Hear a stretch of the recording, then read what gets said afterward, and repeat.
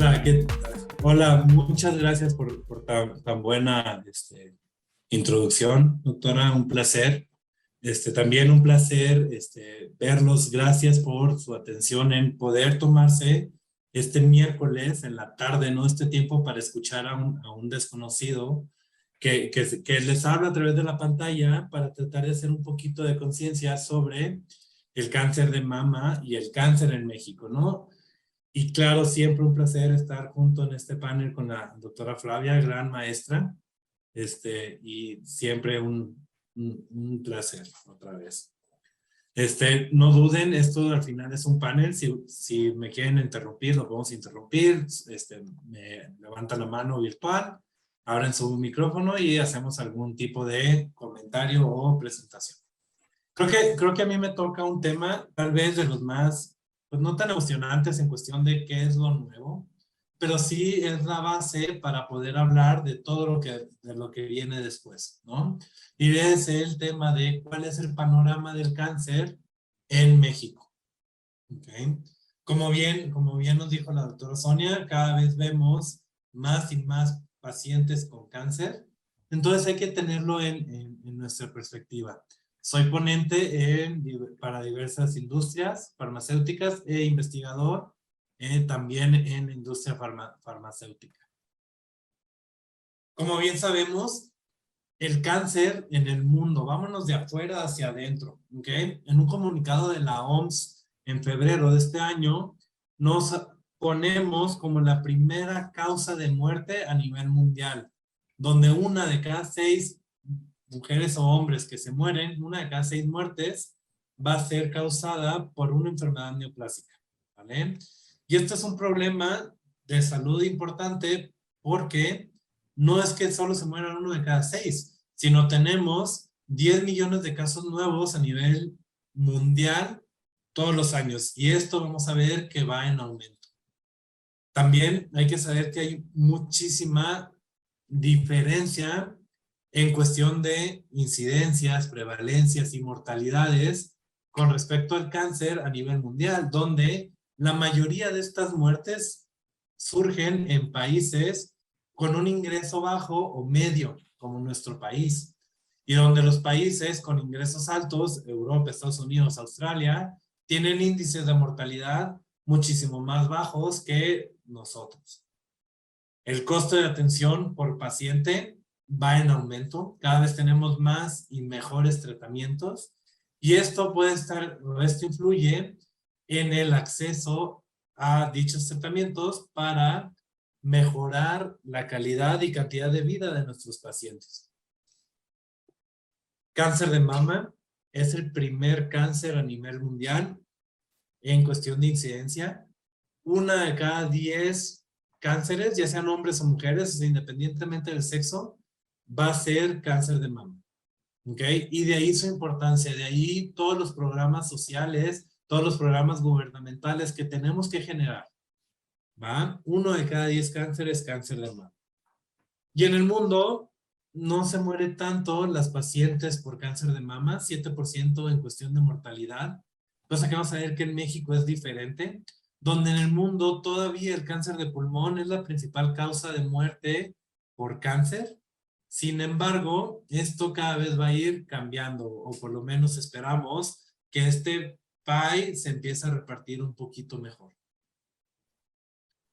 ¿Por qué les digo que va a mejorar, va a aumentar las tasas de prevalencia, las tasas de incidencia? Vean cómo en países de bajos ingresos tenemos que en cuestión de incidencia a nivel mundial vamos a aumentar de 0.65 a casi el doble, un 96% de aumento en tasas de incidencia. En países como el nuestro, 64% de aumento en 20 años. Sí, Adriana, creo que levantaste la mano. O me pareció que alguien levantó la mano. Creo que no. ¿Vale? Países. No, doctor. Como Estados Unidos, países europeos, el cambio en incidencia no es tanto. ¿Ok?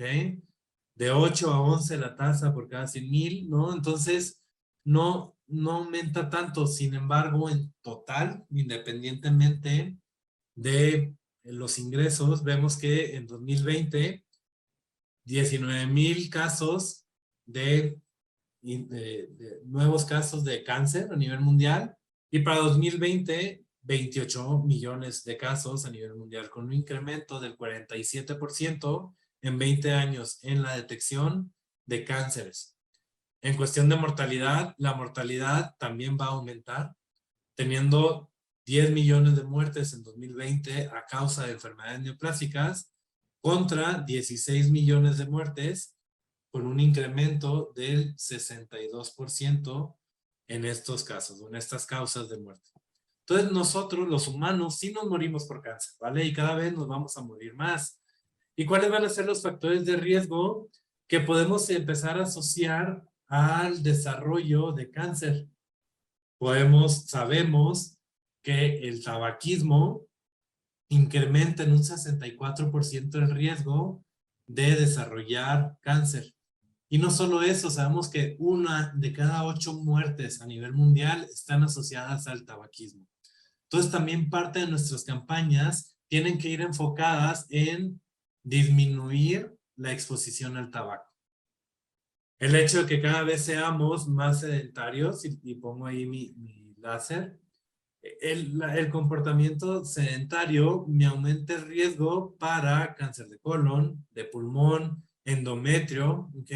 Y una actividad física, igual no estoy sentado todo el tiempo, pero no hago ejercicio o no tengo una dieta saludable, grasas, carbohidratos, entonces aumenta el riesgo de cáncer de mama, de estómago, de colon, cáncer de endometrio, que a veces pensamos que el mes rosa es solo cáncer de mama. Yo creo que deberíamos de hacer conciencia también para otros tipos de cánceres, como cáncer cervicuterino o cáncer de ovario, que como tal no tenemos en cáncer de ovario una detección oportuna, pero que sí afecta a las mujeres. A nivel mundial, si queremos ver, hablábamos de por países, a quién les da más cáncer y a quién no. Vemos que a nivel mundial, países industrializados o con un ingreso alto en el 2020 van a ser aquellos que tienen la mayor cantidad de nuevos casos de cáncer. Y esto se puede explicar por un mayor acceso a la atención pública, se puede explicar por mayor educación en la población, etcétera. ¿Ok? Y aquí lo importante es vean cómo el color está más en los países industrializados en cuestión de incidencias. Hay más casos por cada 100,000 habitantes, pero hay más muertes por cada 100,000 habitantes en cáncer de mama, hablando de cáncer de mama, en países donde no tenemos casos. ¿Ok? Países como África, India, bueno, continentes africano, Asia, Asia Menor, tenemos mayor mortalidad. Y esto es la disparidad en la atención. Hablamos muy bien, doctora Sonia, que los hombres también tenemos riesgo de cáncer de mama, no tanto como las mujeres. A lo largo de la vida, cualquier mujer tiene un 12% de desarrollar cáncer de mama. 1 de cada 10 mujeres entonces va a tener cáncer de mama. Y nosotros como país hispánico tenemos un riesgo intermedio, 10.5%. Hombres, disminuye el riesgo, pero aún así tenemos 0.13% de riesgo a lo largo de la vida. Casi es 1 de cada 10 mujeres y 1 de cada 1,000 hombres que van a tener riesgo de cáncer de mama a lo largo de su vida. Y esto es importante para generar conciencia. Saber que no estamos exentos. Y el simple hecho de ser mujer nos da muchísimo más riesgo para desarrollar este tipo de enfermedades. ¿Qué pasa en México? Y esto fue en el mundo. ¿Ok? Ya entrando al tema.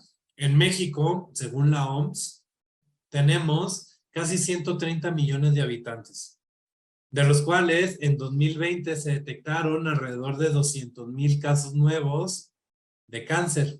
Y de estos, El más frecuentemente diagnosticado fue el cáncer de mama con el 15% de los casos. Veamos cómo en el mundo, 11% cáncer de mama, 15% en México. Entonces tenemos más o detectamos más cánceres de mama que en comparación con el mundo. Mortalidad por cáncer, 90,000 muertes se registraron en 2020 asociadas a cáncer. ¿Ok? Y de estas muertes, la primera causa de muerte fue el cáncer de mama con 8,000. O sea, casi una de cada 6 muertes por cáncer fue en cáncer de mama. Tenemos una prevalencia bastante alta, más de 500,000 de mujeres y hombres, ¿no?, que viven a 5 años con cáncer de mama. Y el riesgo de desarrollar cáncer o cualquier tipo de cáncer en nuestro país es del 14%.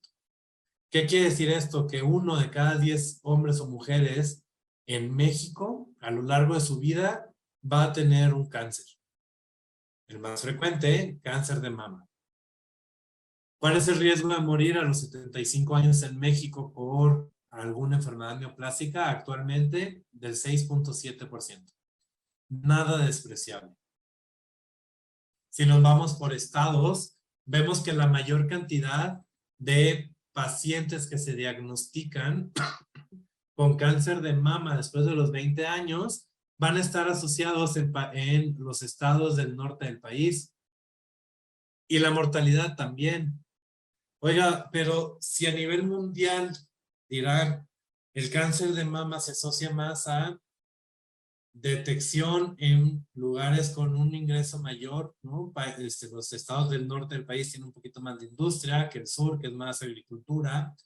Entonces, ¿por qué se mueren más en el norte del país, donde técnicamente debería de irles mejor? Y tenemos que por la encuesta nacional, tiene que ver mucho con el índice de marginación. En los estados del sur del país no detectamos y no llevamos una buena contabilidad de la mortalidad del cáncer de mama, ya que no tienen los pacientes, mejor dicho, un buen acceso a la atención. Y entonces igual no lo detectamos, pero porque no llegan a las clínicas, no llegan a los centros de salud. Y este es un problema porque cada vez vamos a tener una sociedad más grande, donde en menos de 20 años la forma de la pirámide ha ido cambiando. Cada vez más tenemos pacientes arriba de los 50 años, donde pacientes arriba de 50 años, según la encuesta nacional de dinámica demográfica del INEGI, me dice que más de la mitad de las mujeres dice, pues me voy a hacer una mastografía, pero de eso que sí se la realicen, menos del 40% la va a realizar, lo que ocasiona que la detección del cáncer de mama en México se dé en etapas más avanzadas. Vamos a ver que en México la tendencia en los últimos 10 años ha ido en aumento. Cada vez vemos más casos, de 22 a 36 casos por cada 100,000 personas para cáncer de mama, y la mortalidad también va en aumento. ¿Ok? Los hombres somos más piquis, ¿no? Y no aumentamos tanto, no cambiamos tanto en el mundo. Pero mujeres, tengan mucho cuidado, cada vez más diagnosticamos cáncer de mama. Y no, vean aquí cómo es a partir de los 20 años. Como que hay una estructura social donde solo mujeres arriba de 40 nos puede dar cáncer de mama. Y no es así. Si lo queremos ver en numeritos, en 2020 se diagnosticaron alrededor de 20 millones de casos en el mundo de cáncer, cualquier tumor, y para 2040 se va a casi duplicar a 30 millones de casos. En México, en mujeres, cáncer de mama, en 2020 se diagnosticaron 30,000 casos, pero se espera que para 2040 tripliquemos esa cifra, hasta 90,000 casos.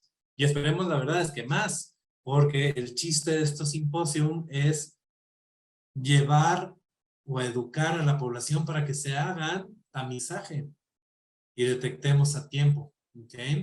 Porque no detectar a tiempo nos lleva a mayor mortalidad, donde no solo vamos a detectar más cánceres, sino también se nos va a morir más mujeres por cáncer. Y esto, o sea, mucho es esta inequidad, ¿no? Porque si tengo pacientes en la Sierra Alta de Guerrero, para poder ir a hacerse una mastografía, tienen que viajar 4, 5, 6, 7 horas en un camión o cambiar 2 camiones, y eso sí es que llegan, ¿vale?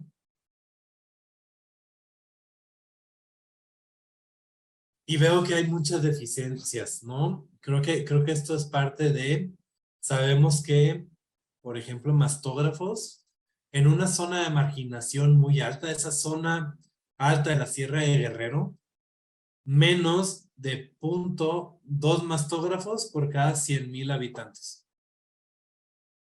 Que es impresionante. Dirías, bueno, pues en la Ciudad de México va a estar mejor, donde en la Ciudad de México no hay tanta zona de marginación, donde está más establecido y hay más recursos, pero donde no hay tanta marginación, ni siquiera tenemos un mastógrafo por cada 100,000 habitantes, donde tenemos cada vez menos alcance de médicos especialistas en oncología, ¿no? En la Ciudad de México, la doctora Flores no dejará mentir, cada 3 consultorios un oncólogo médico, pero si te sales de la Ciudad de México, Puebla, para una población de 4 millones, estamos alrededor de entre 20 y 25 oncólogos médicos, donde en Colima debería de haber en todo el estado 2, 3, 4 máximo, no creo que haya más.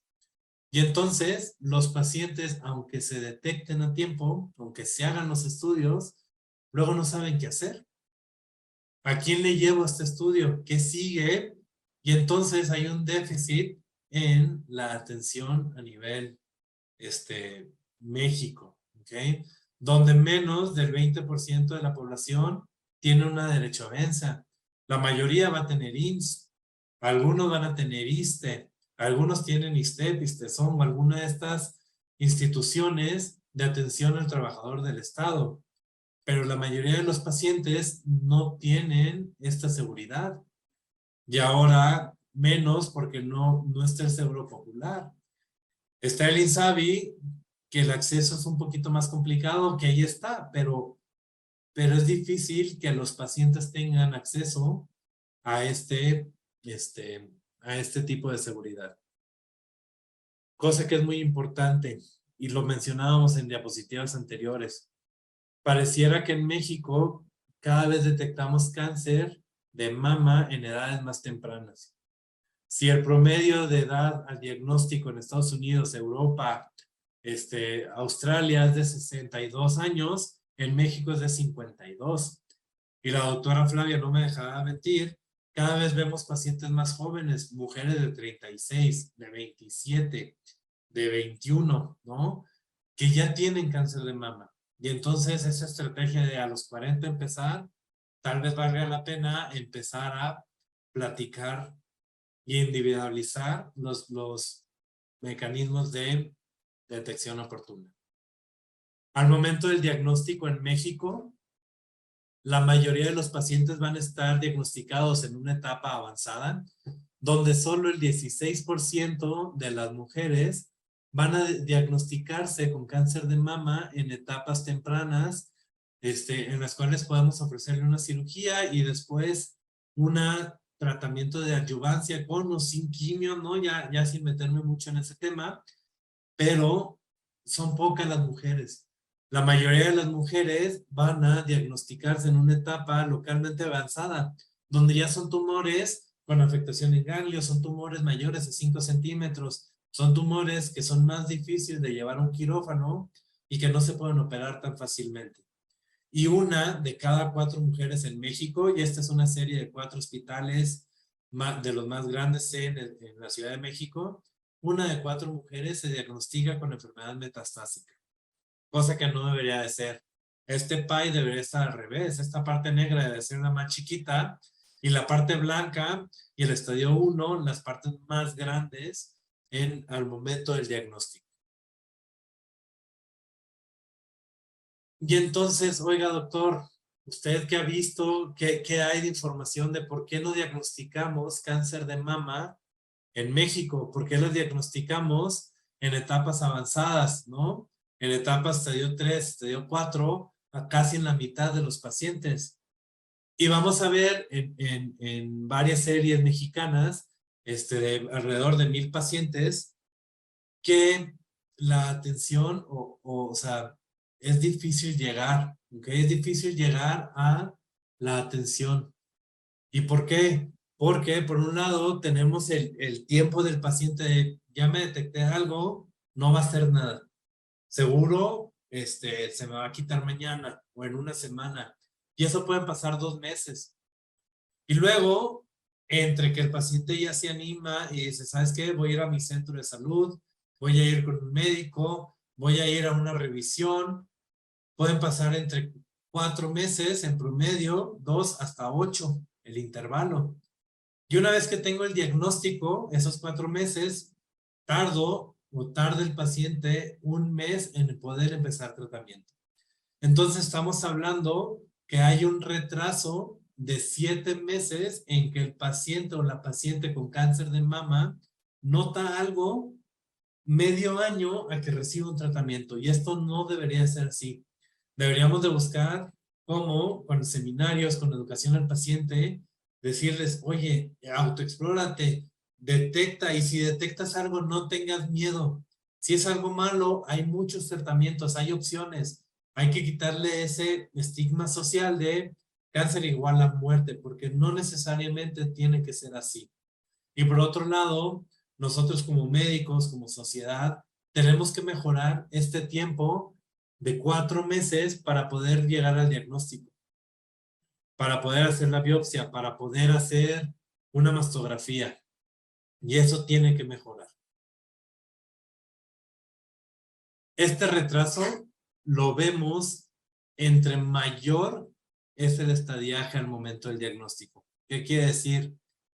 Entre más avanzado esté el cáncer, más riesgo tiene ese paciente de no iniciar un tratamiento a tiempo.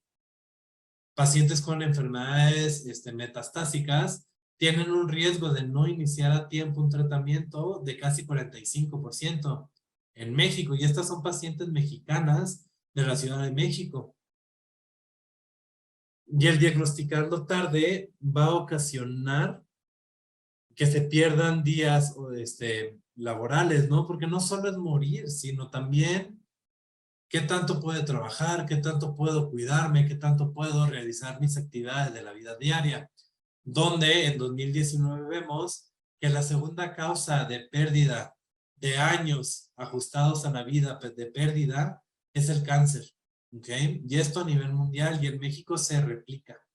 Entonces, no solo es que se mueran las pacientes por cáncer, sino es que vivan bien y que puedan hacer todas sus actividades como debería de ser. Y en cuestión de cáncer de mama, vemos que es la cuarta causa de morbilidad, de pérdida de años y de días laborales, por algún tipo de discapacidad, por dolor, por pérdida de la caminata, etcétera, donde tenemos aproximadamente 20 millones de días, años perdidos de vida. Es impresionante, y esto a nivel mundial. Y México participó en esta encuesta. Entonces, sí estamos ahí representados. Y vamos a ver, hablando solo de cáncer de mama, cuáles son los riesgos de perder estos años de morbilidad, de tener algún tipo de morbilidad. Vean cómo si el diagnóstico es metastásico, vamos a tener mayor cantidad de estos años perdidos. Nuestras mujeres van a estar con peor calidad de vida, van a estar sin poder trabajar, van a estar sin poder atender a sus familias, sin poder hacer lo que les conviene, lo que necesitan. Creo que vale la pena cambiar el chip, empezar a cambiar el chip. ¿Ok? ¿Qué pasa con las mujeres jóvenes? Hay un mayor retraso en el diagnóstico solo por ser joven. Y esto no debería de ser. ¿Por qué? Porque los médicos dicen, tienes 30, 35, 38 años, no es cáncer, no has pasado el umbral, ¿no? Como si hubiera una varita mágica que una vez que cumples 40 años, al soplarle a la vela, ya entras al riesgo, ¿no? En cuanto la mujer siente algo, en cuanto la mujer tiene algún cambio, en ese momento hay que hacer valoración, hay que hacer estudios. Luego las mujeres dicen, no, es que no tengo 40, no, seguro es otra cosa. Y todavía ese periodo para llegar a la atención es mayor. Y esto ocasiona que mujeres con obesidad, con uso de tabaco, con un embarazo después de los 30 años, tengan mayor riesgo, aunque no tengan 40 años, de desarrollar cáncer de mama. Y esto es muy, muy importante saberlo. Y el diagnosticarse antes de los 40 años van a ser enfermedades mucho más agresivas que si nos diagnosticamos en etapas más avanzadas o en edades más avanzadas de la vida. ¿Qué quiero que llevemos a casa? Porque creo que ya me pasé un poquito de tiempo, pero ¿qué mensajes doy para resumir esto? En México hemos visto que han aumentado los casos de cáncer y también de cáncer de mama. Y esto puede ser porque antes tal vez no llevábamos un buen registro de la causística, de las muertes, de la mortalidad, y eso tiene que mejorar y va mejorando poco a poco.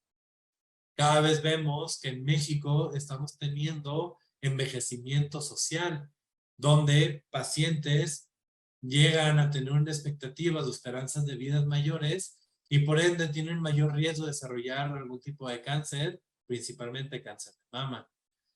También vemos esta occidentalización del estilo de vida, donde la dieta es diferente. Cada vez somos más sedentarios, no somos tan activos. Tenemos educación deficiente, donde en una encuesta realizada en el INCAN, de las pacientes que llegaron, 70% en 2005, 7 de cada 10 mujeres que se diagnosticaron con cáncer de mama en el INCAN, no se les ofreció una mastografía de tamizaje. Y entonces, todos tenemos una mamá, una hermana, una prima, compañeros de trabajo, y hay que empezar a decir, hay que realizar autoexploración y hay que realizar tamizaje. Como tal, no hay un programa, seamos sinceros, a nivel nacional no hay una estrategia unificada para la detección de cáncer de mama, cosa que tenemos que cambiar. Y estamos muy retrasados o muy sobrecargados en las unidades de atención pública. Nos pregunta Beatriz en el chat, acabo de ver el mensaje, ¿cuáles son los marcadores tumorales que ayudan a un diagnóstico oportuno? ¿Cuáles marcadores debemos de solicitar? ¿Okay? Esa es una pregunta un poco capciosa, Beatriz, porque el único estudio que ha demostrado detectar a tiempo el cáncer de mama y con esto reducir la mortalidad del cáncer es la mastografía. Y eso, creo que hay un módulo de una de las ponentes que va a hablar un poquito más de tamizaje, pero la mastografía es el único estudio que ha demostrado reducir la mortalidad. Por otro lado, sí existen marcadores tumorales como el CA120, CA15-3 y el CA27-29 que pudieran orientarnos a nosotros médicos para una patología en mama. Sin embargo, no son tan específicos y no son tan sensibles como para decir, está elevado, es cáncer de mama. No. Están elevados, me orientan y también me orientan hacia una respuesta más de tratamiento que a un diagnóstico como tal. No sé si Beatriz quedó respondida a la pregunta. Si no, ahorita te la escribo. Vale, muchas gracias por participar. Creo que es importante unir esfuerzos, unirnos entre asociaciones, unir gobierno con sociedad civil, gobierno con hospitales privados, gobierno médicos, para poder reunir recursos y poder llevar los beneficios de la medicina moderna a las mujeres con cáncer de mama. Bueno, primero, muchas gracias y qué mejor manera de celebrar el Día Internacional de la Lucha contra el Cáncer de Mama. O sea, este 19 de octubre no es que festejemos que haya cáncer de mama, sino es un día para reflexionar, como bien nos introdujo el doctor George, doctora Aranda, que estimamos mucho. Posteriormente, la doctora Diana Flores nos va a abundar sobre los diagnósticos y este tema. Pero justo es ver dónde estamos y de qué manera todos podemos poner nuestro granito de arena para esta enorme lucha que tenemos que dar frente al cáncer en general y el cáncer de mama en particular, porque es uno de los tumores que más nos afecta como sociedad. Y quiero decirles, voy a compartir la pantalla, que el cáncer de mama es una enfermedad muy heterogénea, o sea, es una enfermedad muy variada, aunque se origine en la mama, y que vamos a tratar en estos minutitos, pues, de dar un panorama de lo que es en particular el cáncer de mama triple negativo. Unos conceptos básicos, cómo lo diagnosticamos, un poco enfatizar sobre el pronóstico y las opciones terapéuticas. Y bien, justo este día, pues entender, como ya nos lo dijo el doctor Aranda, una de cada 8 mujeres, y esto ha subido a 10 mujeres en México, desarrollará cáncer de mama en algún momento de su vida, por 1 de cada 1,000 hombres. Las tasas de mortalidad en general en el mundo han ido disminuyendo y las tasas de supervivencia a 5 años van a superar 90%, siempre y cuando el cáncer se detecte muy temprano, o sea, cuando apenas empieza, porque tenemos pues mejores tratamientos y técnicas quirúrgicas y también de diagnóstico y también de medicamentos. Y tenemos que luchar mucho con la situación de los tabús que como grupo, como sociedad tenemos, y hablar de esto, pues no es que seamos masoquistas, sino que necesitamos comunicar esto que sabemos del cáncer, aunque sea un tema difícil, pues porque un mensaje a tiempo puede salvar vidas, por un lado, y por el otro, en una vida que es todo un universo, puede hacer que se cumplan los sueños.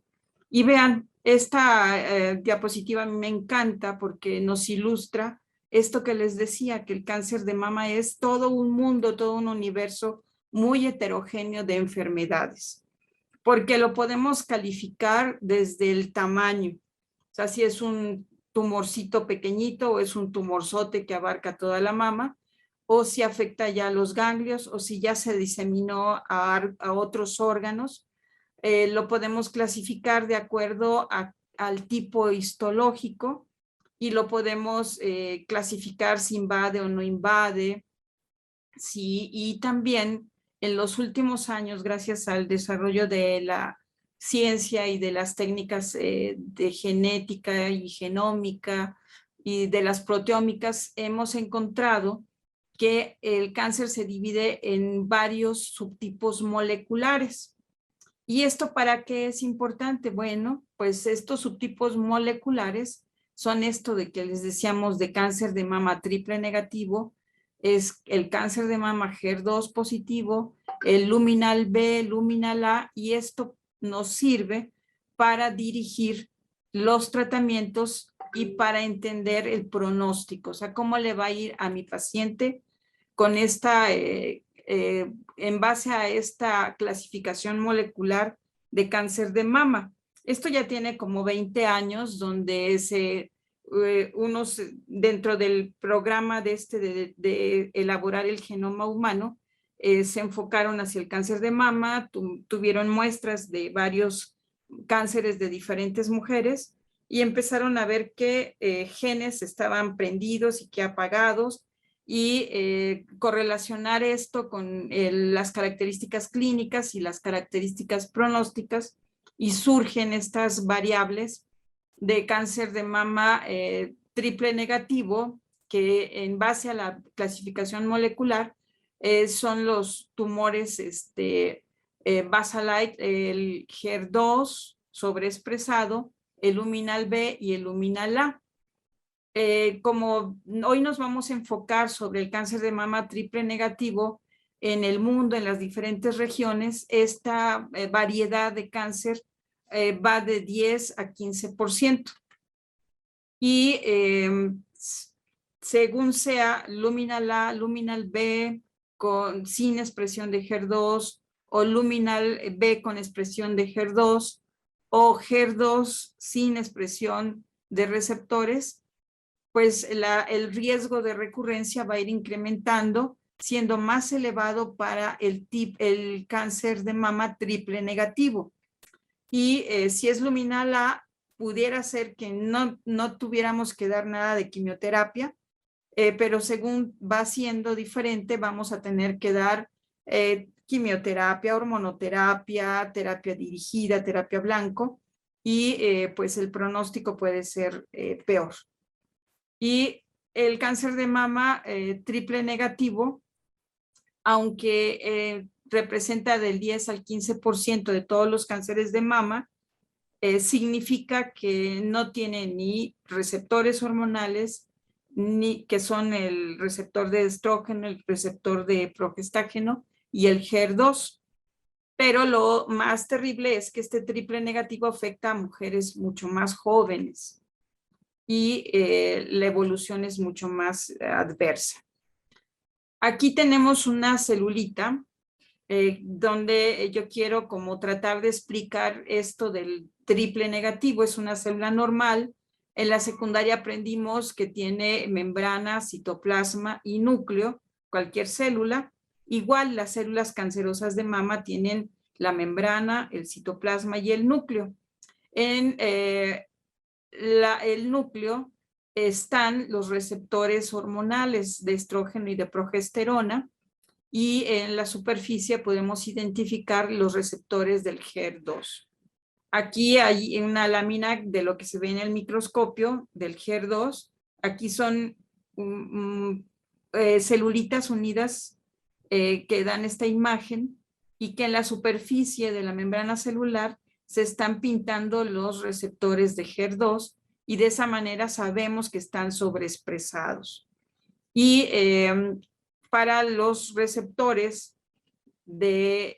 hormonales, igual, o sea, vamos hacia la célula, hay unas tinciones de inmunohistoquímica y entonces se pueden ver, estos son los receptores de progesterona, estas son celulitas, esos puntitos son celulitas, y estos son los receptores de estrógenos.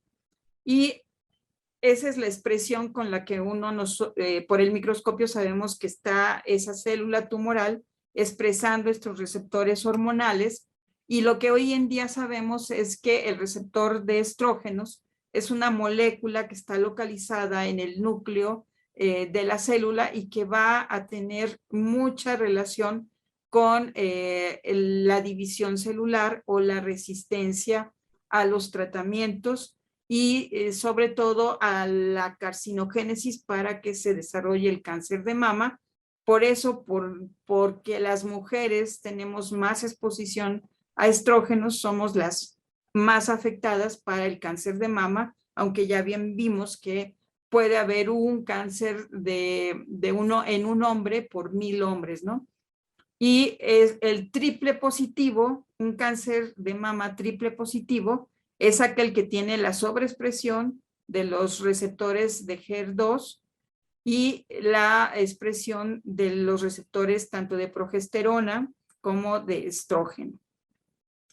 Vean una célula normal como tiene algunos receptores de estrógeno, pero lo malo es cuando están sobreexpresados. Aquí vemos muchos receptores del HER2 y eso nos habla de una célula donde esta proteína está sobreexpresada y va a tener un pronóstico más adverso, porque esta proteína HER2 es parte de una familia de proteínas que tienen que ver con la resistencia a los tratamientos, con el desarrollo de metástasis y con el pronóstico más adverso.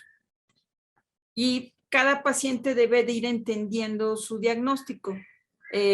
Además de saber que tiene cáncer de mama, debe de saber en qué etapa está, o sea, clínicamente, si es pequeñito, si está empezando o ya se ha diseminado. Y luego hay que ponerle, pues, nombre y apellido.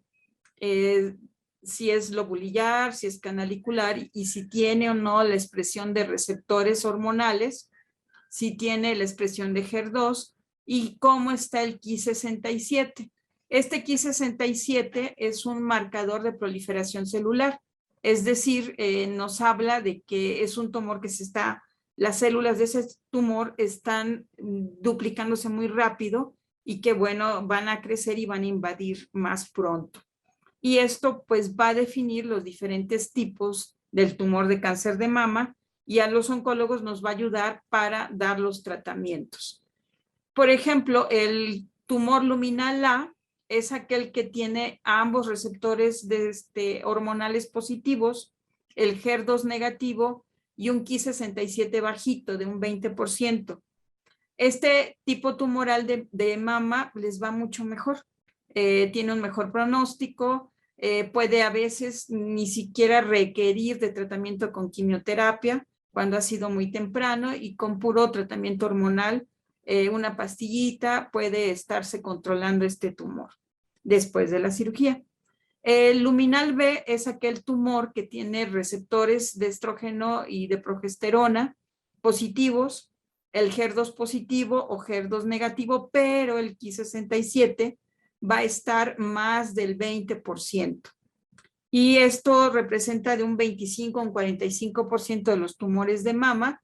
Y aquí sí vamos a necesitar en algunos quimioterapia y en otros incluso dar terapias biológicas que hagan un bloqueo contra el HER2. El cáncer de mama HER2 positivo puede tener los receptores negativos y el HER2 positivo es del 5 al 15% de los tumores de mama. Hay que dar quimioterapia y hay que dar bloqueo contra el HER2 sobreexpresado. Y hoy nos vamos a concentrar en el triple negativo, que ya vimos que no expresa ningún receptor, entonces no tenemos pues opción de más tratamientos para estas células tumorales que tienen más alteraciones genéticas y que aunque son muy sensibles a la quimioterapia, rápidamente hacen resistencia y tienen una tasa muy grande de recurrencia. Tratando de que me pueda yo explicar mejor, piensen en el cáncer de mama triple negativo como una casita, cada celulita del cáncer de mama, y para entrar y destruir el cáncer debemos de abrir con tres candaditos la puerta principal. Tenemos la llave para atacar el estrógeno, para atacar la progesterona y atacar el HER2. Si el tumor ha dado positivo a receptor de estrógeno, receptor de progesterona y HER2. Pero si vamos a esa casa y en esa puerta principal, pues no tenemos nada de esto, aunque tengamos las llaves, no va a funcionar. Aquí están. Y acá este dibujito muestra cómo están los receptores de estrógeno, receptores de progesterona y receptores del HER2. Y vemos en triple negativo pues que no hay llaves, ni hay cerraduras, ni hay cómo entrar ahí. Y hay algunos factores de riesgo. Esto generalmente afecta a mujeres que tienen pues paridad, que tienen una edad temprana de su primer embarazo, que han usado hormonales orales, que son jóvenes, que tienen en algunos casos estatus socioeconómico bajo o síndrome metabólico. Y en Estados Unidos encontraron que las pacientes de origen afroamericano hispano pues eran también las pacientes con más riesgo para este cáncer de mama triple negativo. Son tumores de mayor tamaño y de mayor grado, o sea que tienen una mayor agresividad, tienen una mayor tendencia a diseminarse o afectar órganos viscerales como el pulmón, el hígado, el cerebro incluso, recaen muy pronto, o sea, el mayor riesgo de recurrencia se observa entre el primer año hasta los 3 primeros años, y si es una enfermedad ya muy avanzada, como crece muy rápido, a veces con lo que explicaba el doctor Aranda de tanto retraso en poder llegar a la atención oportuna y especializada, pues nos llegan pacientes ya con tumores muy diseminados, que han invadido varios órganos y con que han afectado grandemente a la paciente, y pues esto se traduce en un pronóstico muy adverso. Afectan con mucha frecuencia las metástasis cerebrales, o sea, el cerebro. La mayoría de las muertes de estas pacientes ocurren dentro de los primeros 5 años, y puede haber progresión muy rápida, muy acelerada. La mayoría de las pacientes, cuando las conocemos, ya tienen una enfermedad aguda, como les platicaba, con afección pulmonar, cerebral, hígado, metástasis hepáticas, metástasis óseas.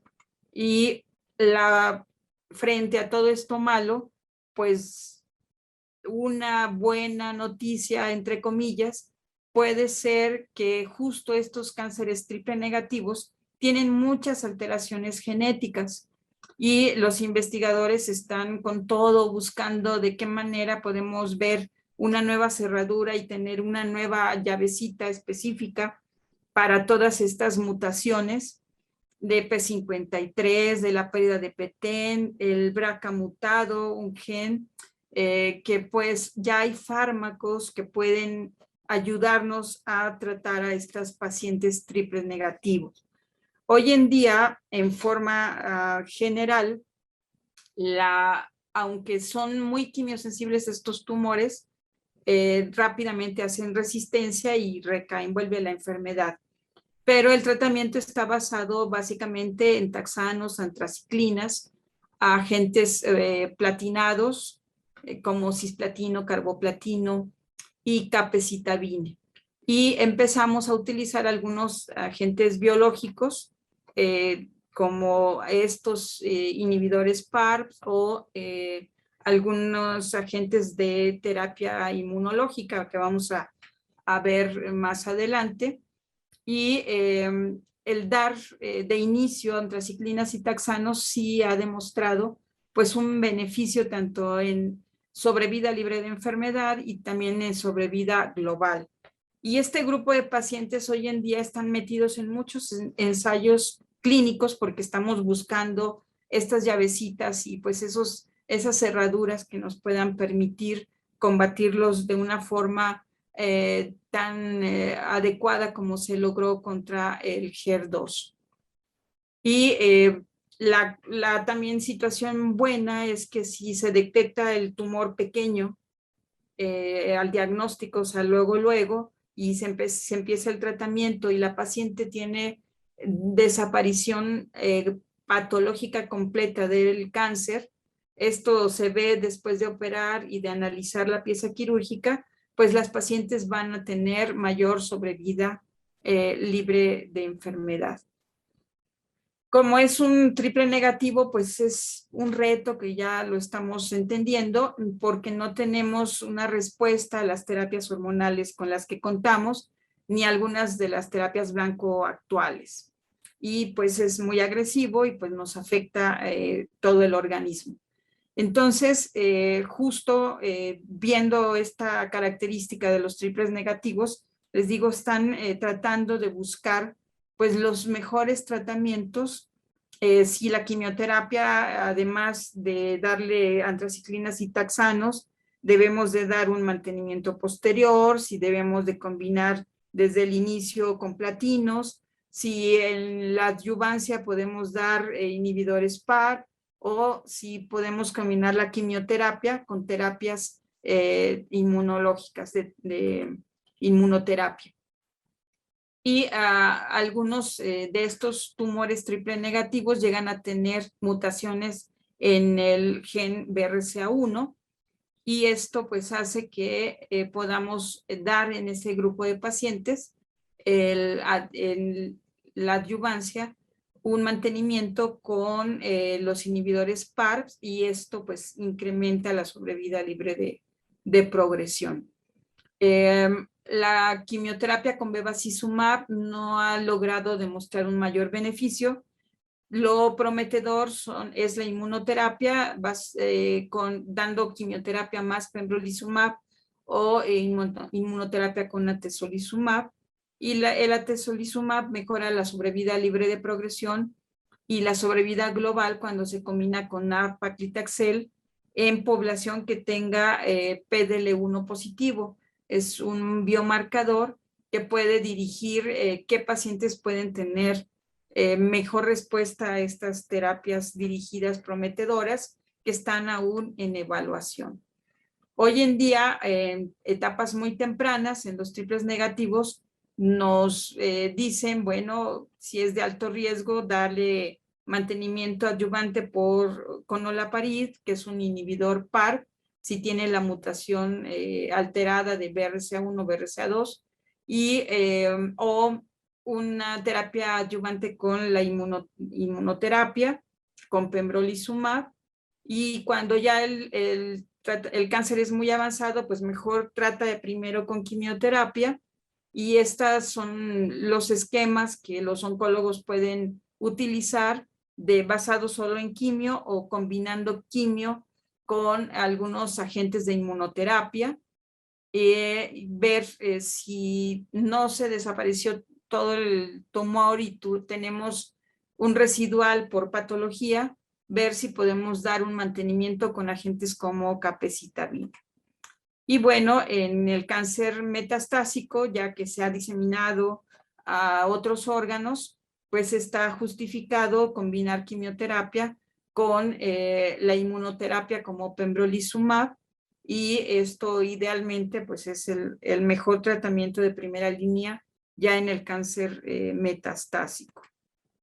Y bueno, pues sin duda que todos tenemos que luchar contra este cáncer de mama triple negativo, que pues es muy desconocido por la población, temido por los oncólogos, y bueno, nuestra intención siempre es apoyar a nuestros pacientes con todo nuestro ser, y pues ojalá y esto les abre el panorama y dé un poco de más información sobre el cáncer de mama. Esta es una charla un poquito hablando acerca de prevención de cáncer de mama triple negativo. Es un poquito difícil encontrar información cuando hablamos específicamente del subtipo triple negativo. Lo que generalmente encontramos es información a nivel general. Entonces, la primera pregunta que me gustaría hacerles es si el cáncer de mama se puede prevenir en general, y pues para saber cuál es la definición de prevención desde un punto de vista de salud o del punto de vista médico, pues tenemos que ver que no solamente es prevenir la aparición de la enfermedad con la reducción de factores de riesgo, sino también detener su avance y atenuar las consecuencias una vez establecida. Entonces, hay diferentes niveles de prevención. Ustedes como salubristas lo conocen perfectamente bien, porque esto finalmente nació de parte de la salud pública, en donde la prevención primaria es la promoción a la salud y protección específica e inespecífica, esta parte de quitar factores de riesgo que sé que me van a producir la enfermedad o tratar de atenuar. Y la prevención secundaria está enfocada principalmente a realizar un diagnóstico temprano y tratamiento oportuno. Aquí ya no evité tener la enfermedad, pero lo que estoy haciendo es tratando de limitar el daño, evitar que la enfermedad, en este caso el cáncer de mama, tenga un desenlace de muerte, un desenlace de pérdida de la vida, de la función, etc. Y la prevención terciaria pues ya nos habla específicamente de la rehabilitación. La Organización Mundial de la Salud también ha hecho diferentes estrategias para que estos objetivos se lleven a cabo. Parte del cáncer de mama en general, pues sabemos que es un problema de salud pública, ya lo platicó el doctor Aranda, acerca de pues que es el cáncer más comúnmente diagnosticado y la primera causa de muerte en varios países en el mundo, y sobre todo en mujeres en etapa reproductiva.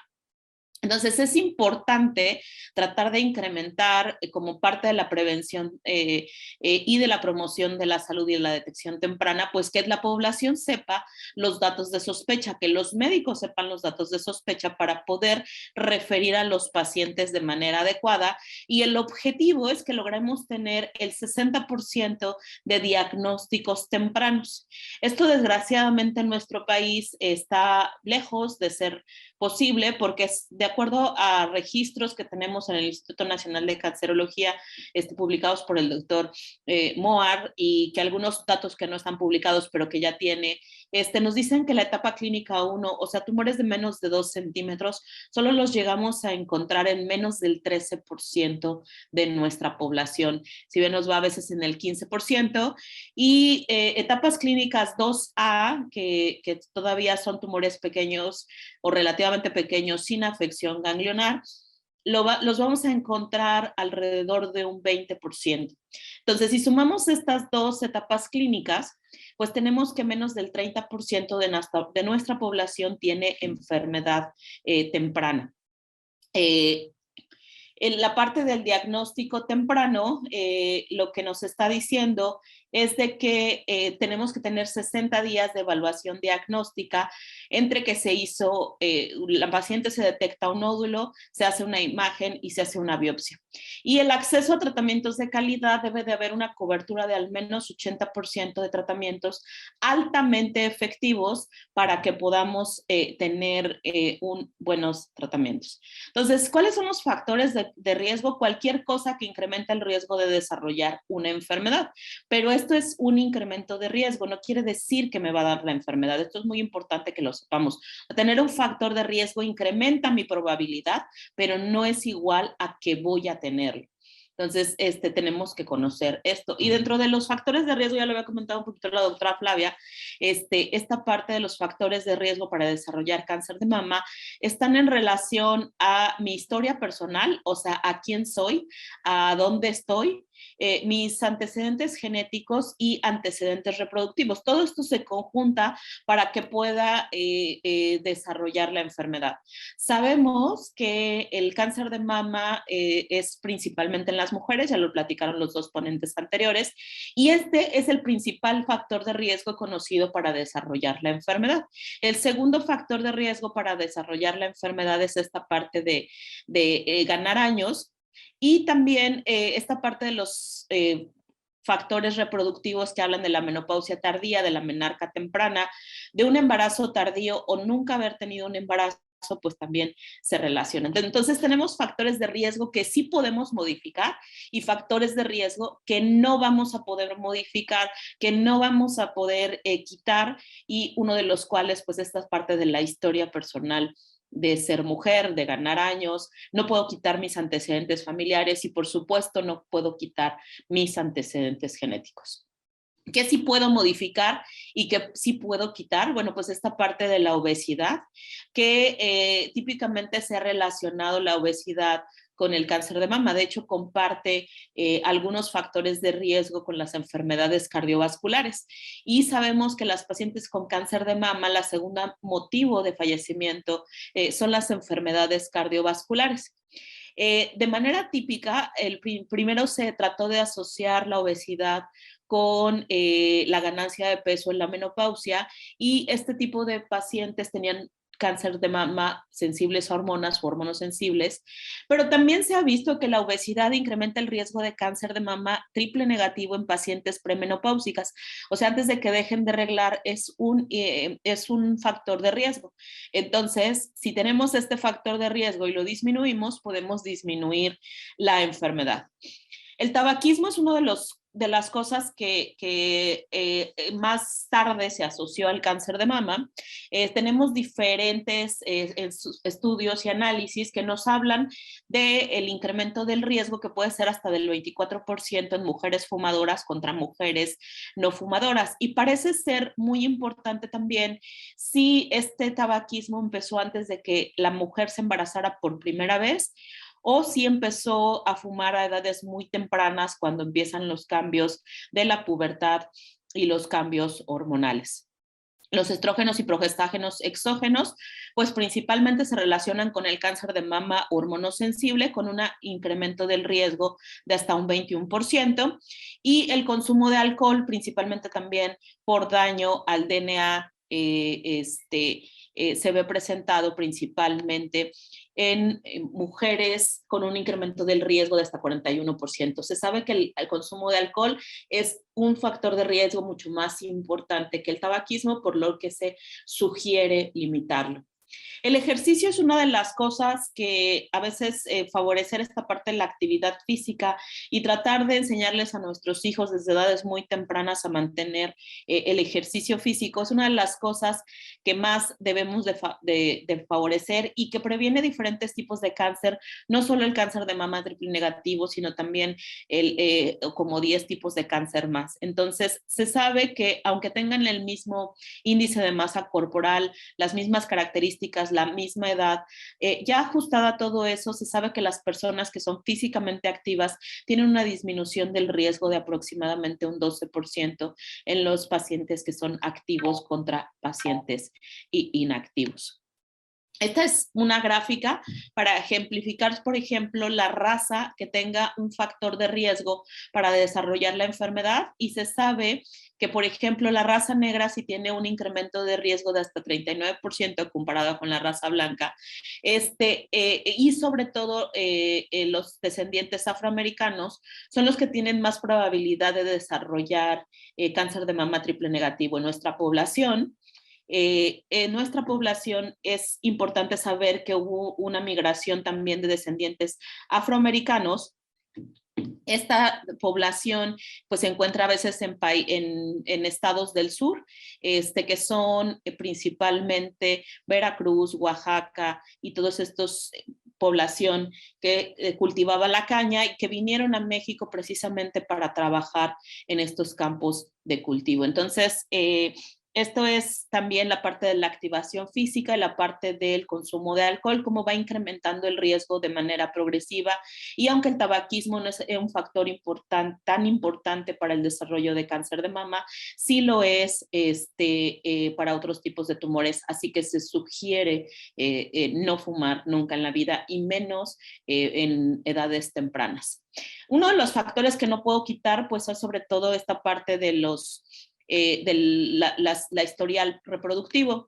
Y lo que vemos aquí es que mujeres que tienen inicio de sus menstruaciones arriba de los 15 años tienen un riesgo disminuido de padecer la enfermedad. Todas las mujeres que nunca se han embarazado tienen un incremento del riesgo, al igual que aquellas mujeres que se embarazan después de los 30 años. Uno de los factores protectores aquí en esta parte es aquella que se ve relacionada con la lactancia. Sabemos que hay una disminución del riesgo por cada 12 meses en que se mantiene la lactancia. Esta es una de las cosas que también podemos favorecer en toda la población mexicana, porque sabemos que la lactancia materna es muy baja y no es un tema que algunas ocasiones he escuchado que dicen que la lactancia materna prolongada es un tema de moda. No, no es un tema de moda, es un tema de salud pública y que puede beneficiar en muchas cosas, tanto al bebé como a la mamá, y una de ellas es la protección contra el cáncer de mama. La menopausia, sobre todo la ganancia de peso durante la menopausia, incrementa el riesgo y la terapia de reemplazo hormonal hasta en un 30%, por lo cual se sugiere tratar de limitar. Dentro de las características genéticas, pues van a diferir dependiendo de si estamos hablando de población, de todos los subtipos de cáncer de mama, o si solo estamos hablando del cáncer de mama triple negativo. De manera general, se sabe que el cáncer de mama triple negativo solo se presenta en el 5 a 10% de todos los casos. O sea, podemos tener una paciente que tiene un antecedente genético, pero la mayoría no.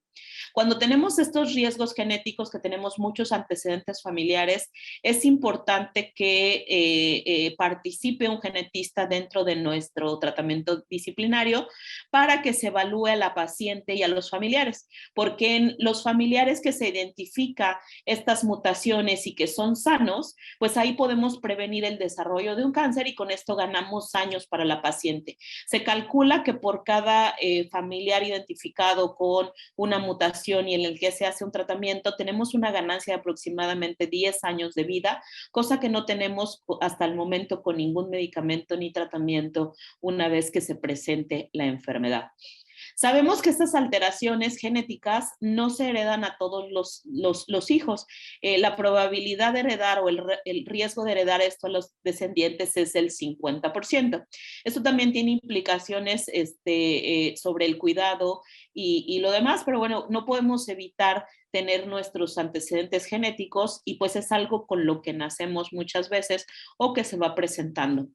Estas mutaciones genéticas, si buscamos únicamente a la población joven, como ya lo comentaban previamente, estas mutaciones se pueden encontrar hasta en el 23% de pacientes menores de 40 años. Sabemos que estos tumores pues tienen una enfermedad más agresiva, generalmente se diagnostica más avanzado porque no se piensa, porque no se sospecha la enfermedad y por eso es tratar de ver todas las pacientes jóvenes, tratarles de hacer un consejo genético para sobre todo prevenir a hermanos, padres, incluso algunas veces a los padres que heredaron la mutación, no se les ha diagnosticado el cáncer y se puede prevenir la enfermedad.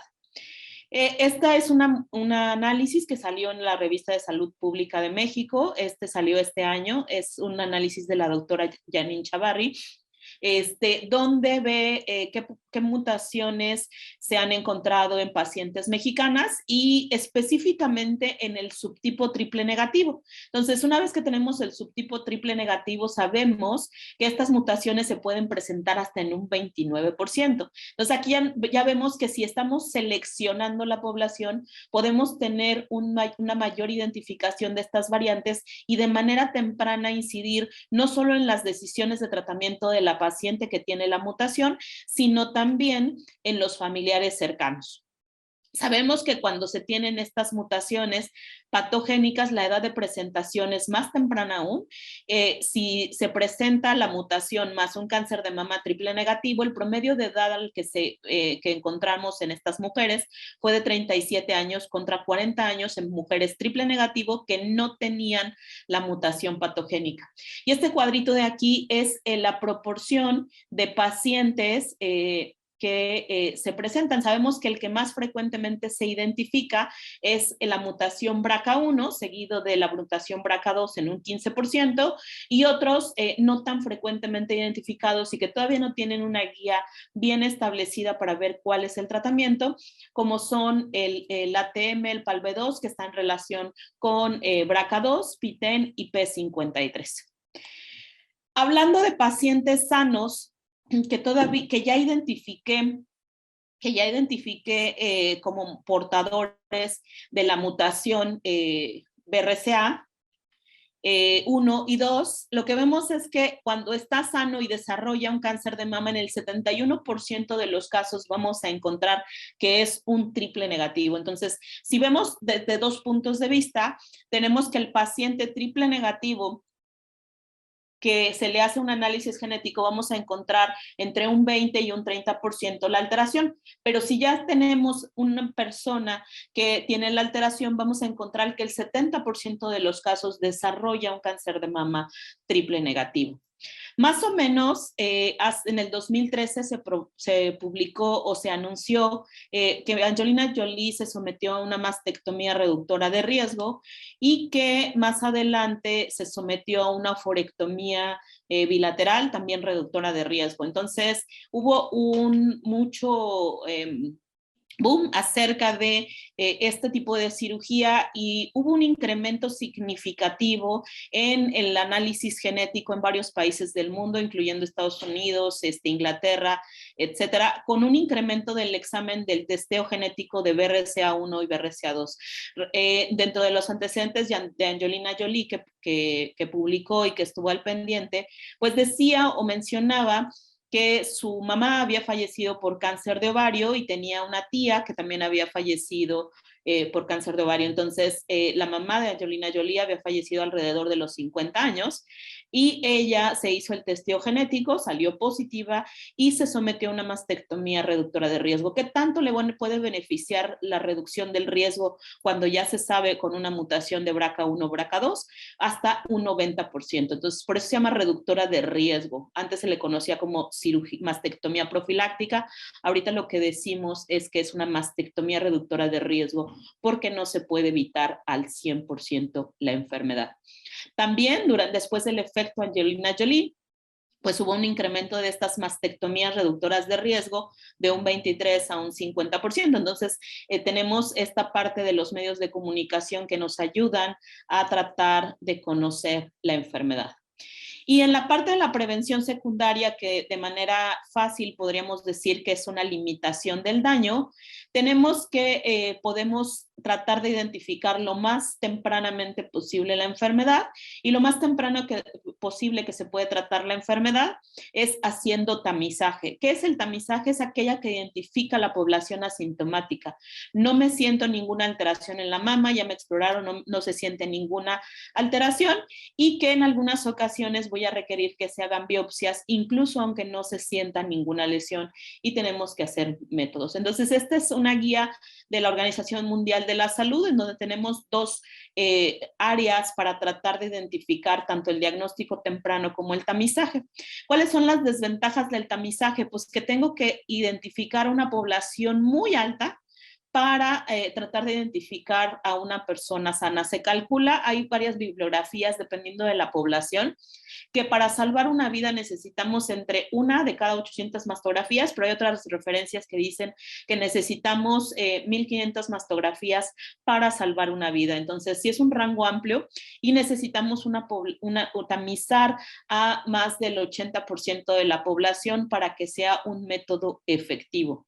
¿Y qué es lo que pasa en México? Pues en México tenemos unas coberturas de tamizaje de acuerdo a las encuestas nacionales de salud del 2006 y del 2012, que dicen que la cobertura está muy baja, solo el 20% de la población se somete a mastografías de tamizaje, entonces por eso no se ha podido impactar en la población. Entonces, ¿qué es lo que necesitamos? Pues necesitamos identificar lesiones muy pequeñitas para que podamos tener etapas tempranas y que estas pacientes puedan estar curadas.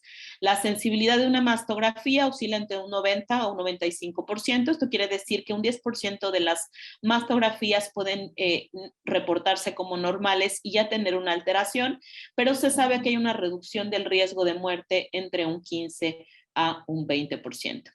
Entonces, en la parte del diagnóstico oportuno, ¿qué es lo que necesitamos hacer? Pues la norma oficial mexicana, que ya es del 2011 y que está un poquito fuera de tiempo para estos momentos, pues sigue recomendando la autoexploración a partir de los 20 años, sobre todo porque tenemos más del 80% de los diagnósticos por parte de la misma paciente. Entonces, sí necesitamos tratar de ver, y esta parte de guiar a la paciente y enseñarle la autoexploración es responsabilidad de la parte de los clínicos que estamos en contacto con los pacientes. Tratar de que durante sus revisiones de promoción a la salud incluyamos la técnica de autoexploración, que incluye tanto la axila como en el cuello. Y aquí una parte muy importante es que la norma oficial también menciona que un examen clínico a partir de los 25 años por personal capacitado. El problema es que no sabemos quién es ese personal capacitado, porque a veces no se conoce la técnica de la exploración hasta pues que estás muy avanzado, sobre todo en nuestro país.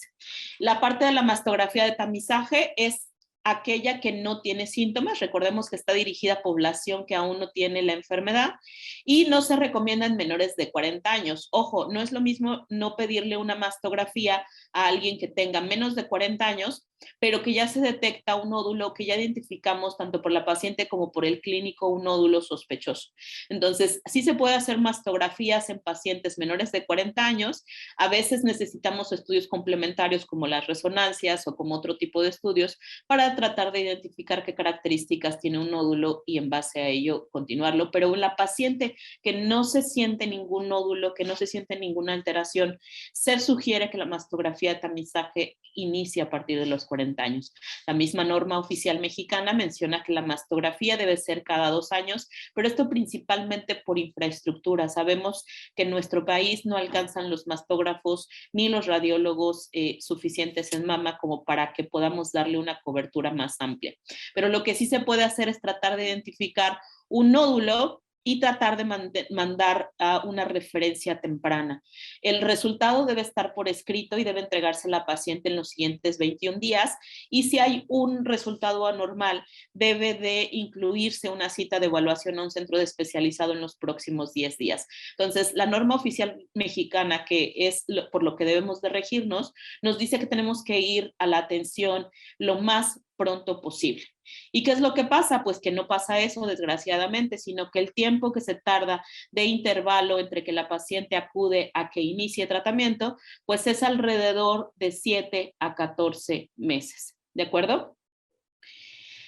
¿Y por qué esto es importante? Porque el diagnóstico oportuno mejora la supervivencia. Estas son las gráficas en donde vemos que las etapas clínicas 1, que es la línea azul, tiene una probabilidad de supervivencia del 95% en más de 10,000 pacientes que estudió el doctor Moar, y que para las etapas clínicas 3, que es esta línea verde, tenemos una baja en la supervivencia de hasta 78% a los próximos 5 años. La etapa clínica 4 tiene una probabilidad de supervivencia de alrededor de una cuarta parte de las pacientes, o sea, solamente una cuarta parte van a estar viva a los siguientes 5 años. Y cuando hablamos del cáncer de mama triple negativo que ya llegó en etapa avanzada, sabemos que tiene una muy pobre supervivencia de solo 13 meses cuando llega en etapa avanzada. Este es el promedio que vive una paciente, y que si lo comparamos, por ejemplo, con el receptor hormonal positivo, HER2 positivo, que tiene una supervivencia de hasta 44 meses y que en los estudios actuales nos dice que incluso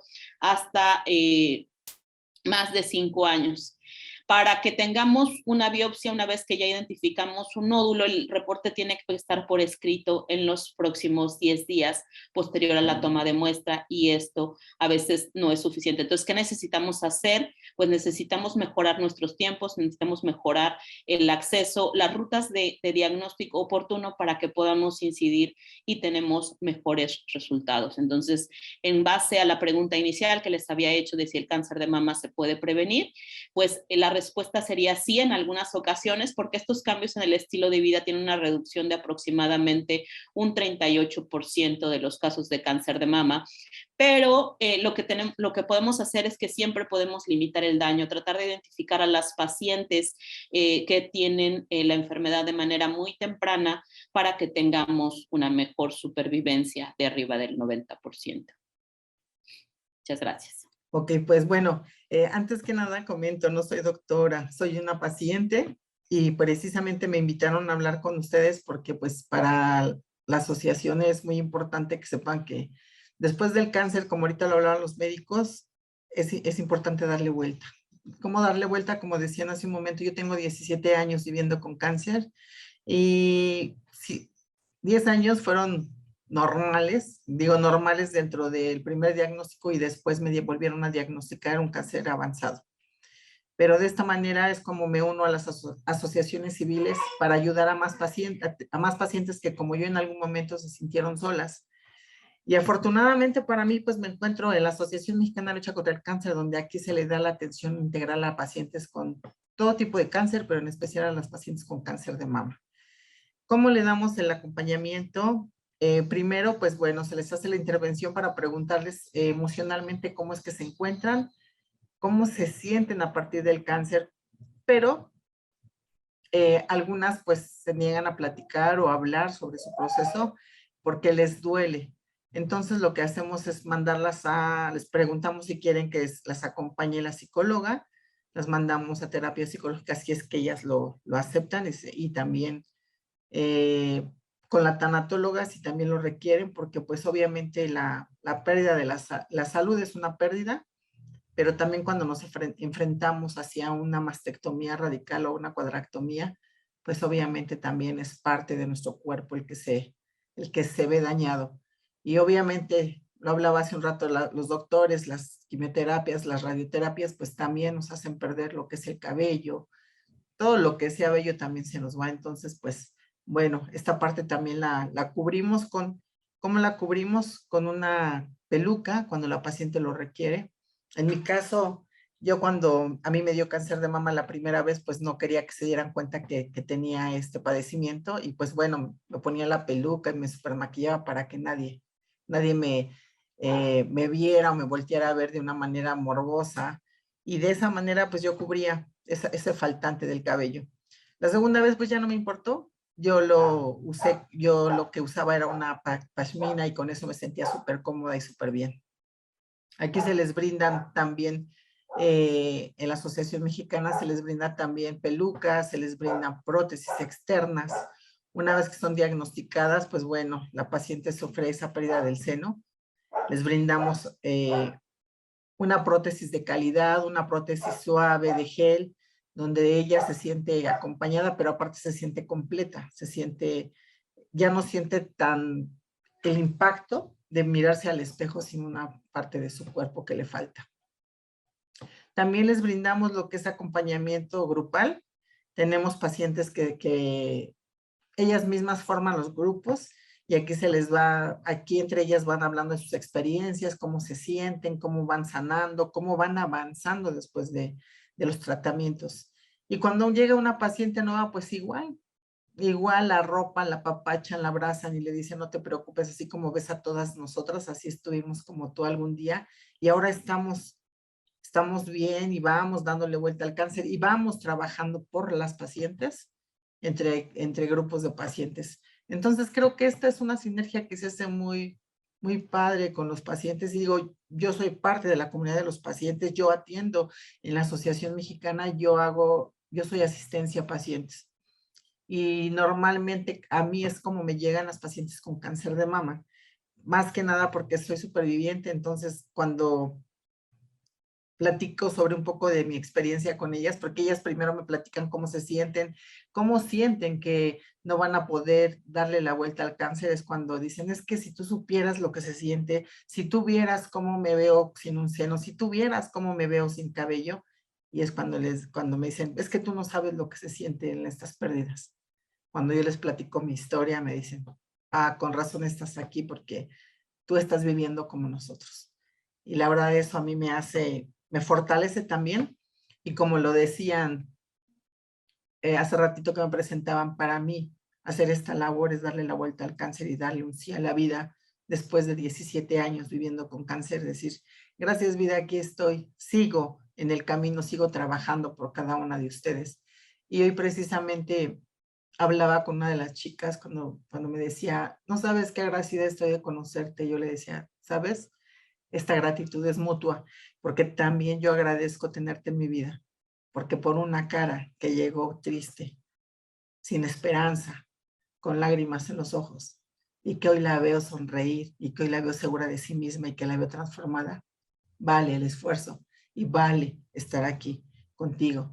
Y algo que también, tengo un grupo de acompañamiento de pacientes que se llama Un Día a la Vez.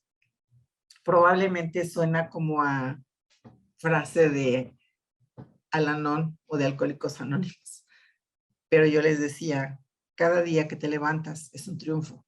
Cada día que vas caminando por la calle sin ayuda de nadie es un triunfo.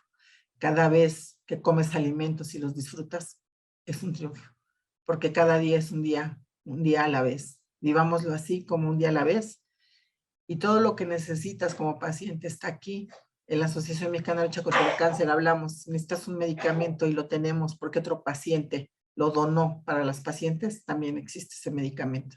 Si necesitas una manga para el linfedema, porque nadie les habla del linfedema, también donamos mangas para el linfedema. Hay una lista de espera, obviamente, porque son muchas las pacientes y a veces la falta de información también hace que la paciente no se entere que en algún momento puede necesitar una manga. Obviamente los doctores han hablado sobre las mangas y todo esto y saben que no puedes comprar una manga para el linfedema como si fueras a comprar un pan de dulce a la panadería. Tienes que medirte, tienes que tener ciertas características para que se te pueda donar esta manga. Entonces, todo esto es lo que hacemos en la sociedad, en la Asociación Mexicana de Lucha contra el Cáncer.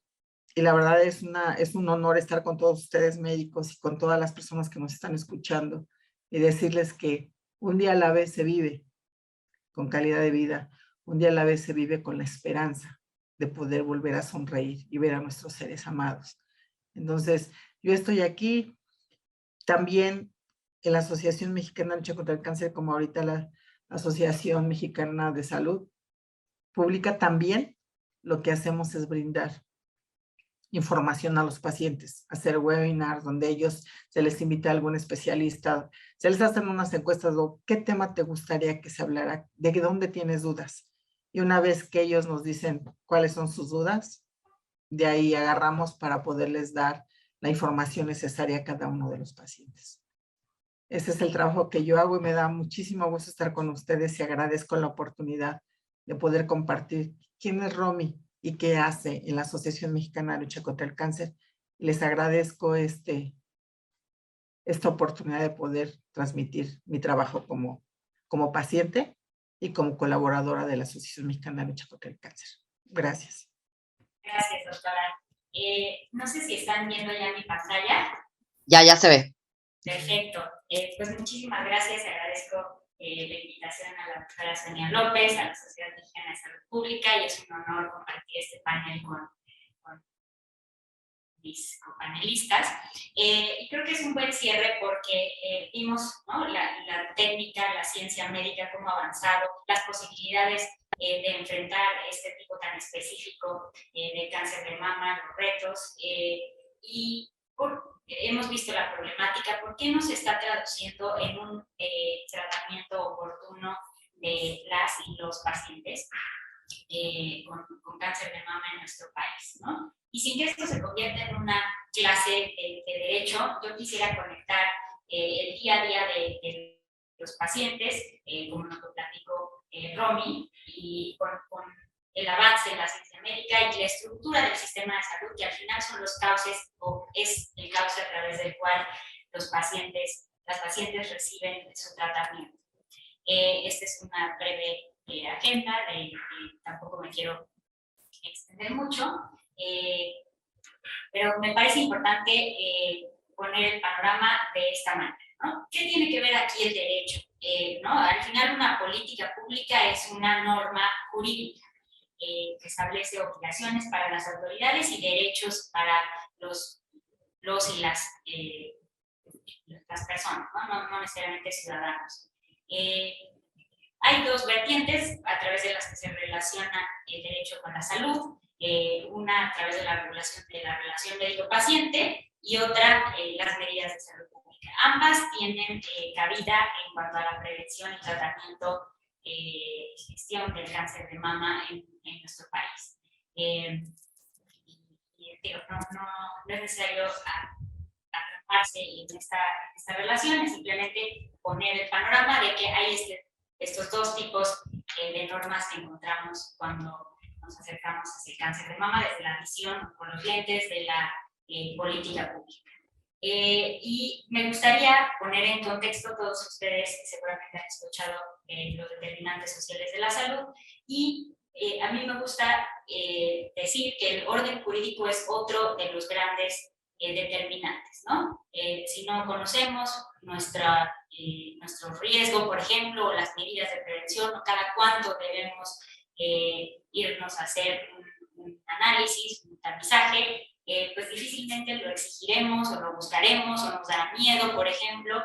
Y de ahí viene el tema de educación. Hay muchas determinantes sociales de la salud, y una de ellas es el orden jurídico. El derecho a la salud, que está establecido en tratados internacionales, en nuestra Constitución y bajado, digamos, aterrizado en nuestra Ley General de Salud, implica obligaciones gubernamentales de diferentes tipos, ¿no? Las autoridades están obligadas a no interferir con la realización de ciertas actividades, pero también están obligados a establecer medidas de prevención, a educarnos, a prestar servicios cuando somos derechohabientes y también a vigilar al prestador de servicios. Por esto, por ejemplo, existen las normas oficiales mexicanas, que no solamente les aplican a las instituciones públicas, como de repente hay esa confusión, ¿no? Una norma oficial mexicana le aplica a todos los actores que operan el Sistema Nacional de Salud, incluyendo al sector público, privado y social, como establece nuestra ley. Y también, bueno, hay que retomar el derecho a la salud y su relación con otros derechos, ¿no? Si no tenemos una salud adecuada, pues no vamos a poder trabajar, por ejemplo, no vamos a poder, el tema, por ejemplo, de la decisión en la salud reproductiva, ¿no? Ese es nuestro derecho a determinar si queremos o no tener hijos, está conectado al derecho a la salud. Igualmente hay conexiones con el derecho a la educación, el medio ambiente, por ejemplo, a no estar expuesto a factores de riesgo medioambientales. También es un poco inseparable, ¿no?, de estos otros derechos humanos, y algo muy importante es que el derecho a la salud, como lo establece nuestra Constitución, todos los tratados mexicanos que el Estado mexicano todos los tratados internacionales que el Estado mexicano ha suscrito, es de desarrollo progresivo. Una vez que llegamos, por ejemplo, a un estándar de tratamiento que se cubre un tratamiento específico, si nos tomamos en serio el derecho a la salud, no podríamos darle vuelta atrás. No podemos decir se cancela este programa, o tendríamos que hacer una justificación muy importante de por qué hay una contracción en las decisiones de cobertura. Y sin que esto se convierta igual en una clase de derecho, pues quisiera ponerles cómo es la estructura del orden jurídico mexicano y por qué esta maquinaria, ¿no?, que termina en una norma técnica, que es una norma oficial mexicana, que es la que está más directamente conectado con el día a día del quehacer de los médicos frente a las pacientes, pues de dónde cuelga, qué le da razón de ser y en dónde se nos está, con base en esto podemos determinar en dónde nos estamos haciendo bolas, por usar una expresión coloquial, dónde no están fluyendo los recursos para que los pacientes lleguen a un tratamiento adecuado y oportuno. Tenemos la Constitución, y ahí tenemos el derecho a la protección de la salud, igual en varios tratados internacionales de derechos humanos, tenemos la Ley General de Salud, también tenemos leyes locales, por ejemplo, la Ciudad de México ha pasado una ley de prevención y tratamiento del cáncer de mama, ¿no?, porque los estados también pueden involucrarse en eso. Vamos a platicar un poquito más sobre los repartos competenciales en unos minutos. Los reglamentos que establecen criterios de cómo deben prestarse los servicios de salud, por ejemplo, el consentimiento informado, y todos estos deberes del quehacer cotidiano de los médicos. Algunas normas administrativas, por ejemplo, que también le dan pues todo el sentido al sistema de salud, ¿no? Las normas que nos dicen eres derechohabiente de tal institución, tienes derecho, por ejemplo, a un tratamiento de fertilidad, ¿no?, en tal unidad de salud creada dentro de esta institución pública, y las normas individualizadas que ya son, digamos, las que aplican a las esferas de los particulares. Todas las demás son de observancia general, y las normas individualizadas, como por ejemplo una sentencia de amparo, cuando un paciente demanda un tratamiento X, pues sería una norma individualizada que se fundamenta en todas las demás escalas de la pirámide. Ahora, igual sin aburrirlos y sin leerles la Constitución, es importante que tomemos en cuenta que desde 1983 tenemos expresamente un derecho a la protección de la salud en nuestro texto constitucional, y este es un derecho de toda persona sujeta a la jurisdicción del Estado mexicano, no necesariamente todo ciudadano. ¿no? ¿Cómo le vamos a hacer para que esas personas tengan acceso a los servicios de salud y que concurran las autoridades federales y de las entidades federativas para ordenar qué hacer? Pues eso lo vemos en la Ley General de Salud que emitió el Congreso de la Unión en 1984 y que ha tenido todo tipo de reformas, incluso algunas de ellas específicas para el tratamiento del cáncer. Y de aquí, pues, cabe destacar que la creación del INSABI se introdujo en este artículo 4º constitucional con esta segunda oración que establece la creación de un sistema de salud para el bienestar con el fin de garantizar los servicios de salud, de atención integral y gratuita para las personas que no cuenten con seguridad social. Y este es un tema bien importante que hemos arrastrado como país, ¿no? Esta gran proporción de la población que no tiene acceso al aseguramiento a través de los diferentes sistemas de seguridad social, como es el del IMSS, el del ISSSTE, y esta población que le llamamos abierta, pues tenía unos rezagos importantes en la cobertura. Llegó el Seguro Popular como sistema de financiamiento, no de prestación de servicios de salud, a tratar de cerrar las brechas en esa cobertura, y ahora, desde 2019, tenemos a este INSABI que no termina de ser un prestador de salud, que no empezó a ser un prestador de servicios de salud cuando lo debería ser, como lo establece la Ley General de Salud. Y bueno, últimamente encontramos esta nueva institución, el organismo público descentralizado del bienestar, que va a tratar de, digamos, cachar o cobijar, cubrir a esa parte de la población que no tiene acceso a la seguridad social a través de un esquema formal de aseguramiento. Igual, sin hacer de esto una clase de derecho, me gustaría presentarles el contenido del artículo 12 del PIDES, Pacto Internacional de Derechos Económicos, Sociales y Culturales, que obliga directamente a las autoridades mexicanas porque el Estado mexicano firmó y ratificó este tratado internacional. Y de aquí, lo que me gustaría destacar es que el Estado mexicano en su totalidad, todas las autoridades, como dice nuestro artículo 1º constitucional, esto es el Ejecutivo, Legislativo y Judicial, y así como los poderes a nivel estatal, están obligados a vérselas como puedan para crear las condiciones que aseguren a todos asistencia médica y servicios médicos en caso de enfermedad. Vemos que hay pues muchos rezagos en la creación de estas condiciones y bueno, en parte es porque no tenemos necesariamente un diseño normativo adecuado, pero otra gran parte es porque la ley en los libros, y con la ley me refiero a reglamentos, normas oficiales mexicanas, la Ley General de Salud misma, no se implementan en la práctica adecuadamente. Y estos son los elementos esenciales que establece la observación general número 14 del Comité de Derechos Económicos, Culturales y Sociales. Los invito a consultarla si necesitan entender un poco más de qué va el derecho a la protección de la salud, que por ejemplo no es un derecho a estar sano, es un derecho al acceso de todas estas condiciones que nos permitan tener la mejor salud posible, ¿no? Si tenemos el gen BRCA1, BRCA2, el Estado mexicano no nos lo va a poder quitar, pero nos va a poder dar las medidas necesarias para prevenir que nuestra muerte por esta condición o que se desarrolle, por ejemplo, un cáncer de mama. Y bueno, todas, como explicaba, las autoridades todas en su conjunto están obligadas a cumplir con estas condiciones y cuando las normas no cumplen, pues el legislativo debería modificarlas, el ejecutivo tiene que emitir reglamentos, normas oficiales mexicanas y las demás disposiciones para que las obligaciones legislativas, que a su vez derivan de las obligaciones constitucionales, pues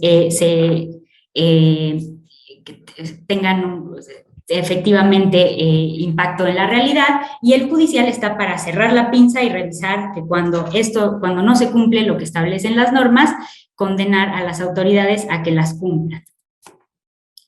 Esto, bueno, es los primeros artículos de la Ley General de Salud, que igual reflejan esta idea de el acceso a los servicios, ¿no? Que una de sus finalidades es que la población tenga la llave para abrir los servicios de salud.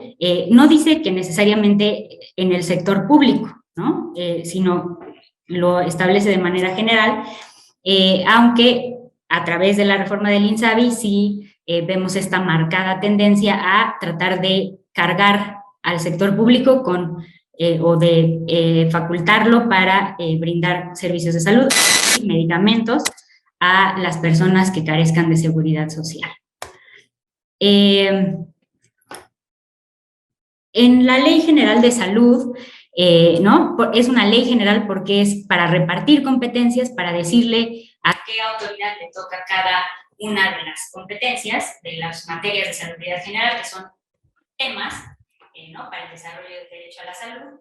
En 2017 establecimos, ¿no?, el Congreso de la Unión, a través de una importante iniciativa del doctor Moari y un grupo de expertos, se empujó para la creación de este Registro Nacional de Cáncer, que existe, pero que no ha necesariamente operado, o bueno, que no tiene una cobertura general en todo el país. Hasta las cifras que revisé, hay 10 localidades, digamos, suscritas, que están reportando la información de esa manera, y bueno, si esto tuviera un alcance general, sería muy favorable para conocer cómo se ve el panorama de salud en cuanto al cáncer. ¿Qué pasa? Que por una mala técnica legislativa, este Registro Nacional de Cáncer no se le asigna expresamente ni a la Federación ni a los estados. Y esto es problemático porque realmente no tenemos un responsable a quien exigirle de manera formal, ¿no? Sin embargo, el reglamento interior de la Secretaría de Salud faculta a el Consejo Nacional de Equidad de salud reproductiva a establecer la política, o bueno, no establecer, proponerle al subsecretario de Prevención y Promoción de la Salud la política en materia de prevención del cáncer de mama, ¿no? Esa es la referencia expresa que tenemos al cáncer de mama en nuestro orden regulador. Y es así como la Federación pues tiene esta batuta de cómo conducir la política pública en salud. Y bueno, actualmente, como todos sabemos, estamos pasando por un proceso de recentralización de la salud, y me gusta poner este panorama general del sistema de salud mexicano para contextualizar y un poco tratar de explicarles a ustedes desde la visión de política pública, ¿no? Y desde cómo el diseño jurídico pues está causando estas coberturas dispares dependiendo del acceso que tenemos, o la cobertura que tenemos a través de nuestro trabajo, o si somos población abierta y somos, digamos, cubiertos por el INSABI, ¿no? También está el sector privado, que esta administración un poco se desentiende o trata de no cooperar y de no incluir, pero si regresamos a la Ley General de Salud, pues el sector privado es uno de los integrantes de nuestro Sistema Nacional de Salud. Entonces, así más o menos se ve nuestro Sistema Nacional de Salud. Este es un cuadro tomado de un paper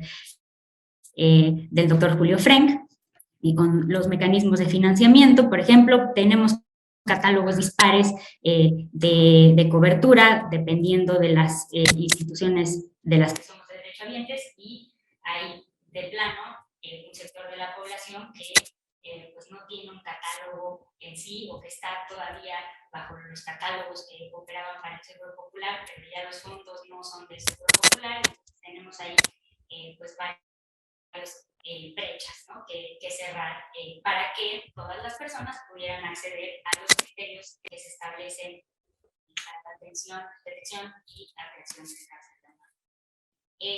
Y ya bajando a la política pública, aquí está la referencia al reglamento interior de la Secretaría de Salud, ¿no? Ya bajando al nivel reglamentario, tenemos la norma oficial mexicana, que como lo señalaba anteriormente, me parece que fue la doctora Morales,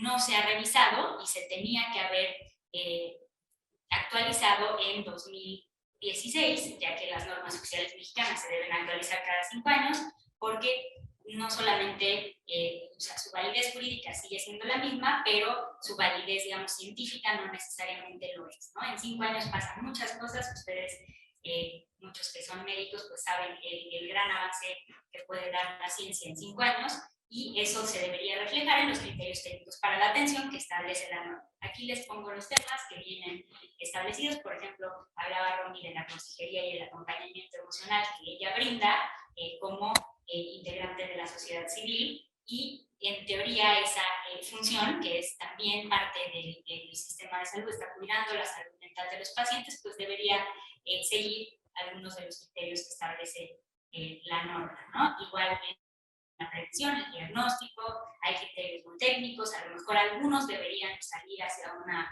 guía de práctica clínica, pero la mayoría, digamos, a una primera vista, pues podrían parecer razonables, y si nuestro sistema de salud, todas las instituciones integrantes del sistema de salud cumplieran con estos criterios, o con el 40-50% de estos criterios, pues tendríamos mejores resultados en salud de la población. ¿Y por qué no los tenemos? Pues en parte el doctor Aranda nos daba la explicación muy puntual.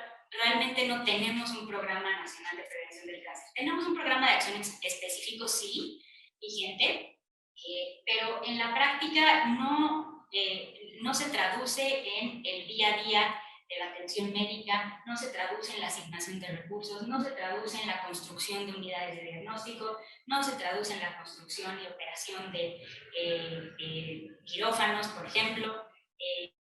Y en este programa nacional me di a la tarea de buscar las referencias expresas, y solamente se hace esta referencia muy escueta acerca del tamizaje y las indicaciones por edad, ¿no? Esa es la prácticamente única referencia expresa al cáncer de mama, y cuando pues deberíamos tomar en cuenta toda la complejidad que explicaron los ponentes anteriores para establecer e instrumentar un programa que efectivamente logre que las pacientes entren a los cauces del sistema, tengan la llave para entrar al sistema de salud y obtener mejores resultados, ¿no? Este gap, esta brecha de 12 a 14 meses entre que se hace el tamizaje y uno accede a la primera línea de tratamiento, pues es claramente contrario a todas las obligaciones que hemos realizado, y pues debería cambiar, ¿no?